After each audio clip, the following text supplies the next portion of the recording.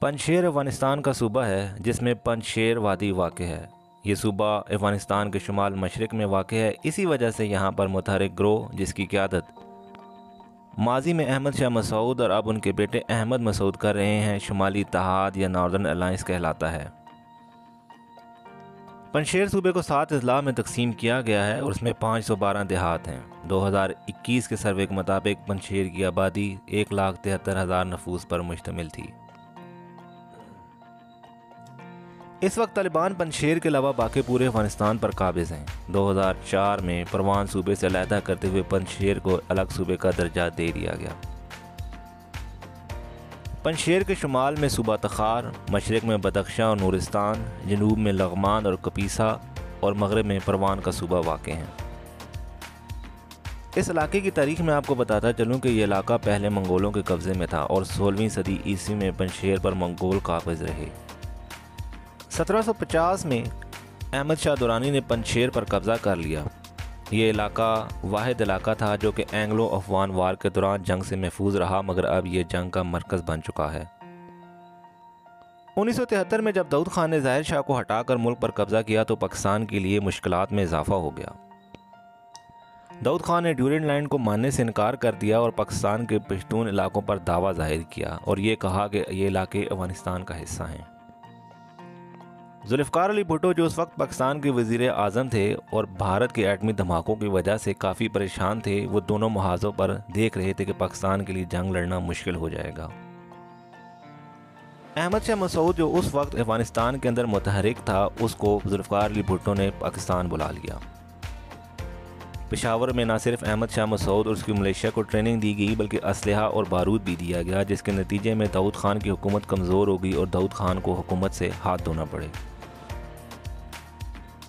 1979 میں جب روس نے افغانستان پر حملہ کیا تو احمد شاہ مسعود روس کے خلاف اٹھ کھڑے ہوئے۔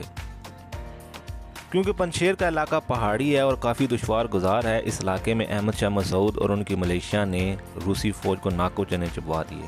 اس علاقے میں گوریلا وار بھرپور انداز میں لڑی گئی۔ یہی وجہ ہے کہ جب طالبان برسر اقتدار آئے تو احمد شاہ مسعود نے طالبان کی حکومت کو ماننے سے انکار کر دیا اور طالبان کے خلاف جہاد کا اعلان کر دیا۔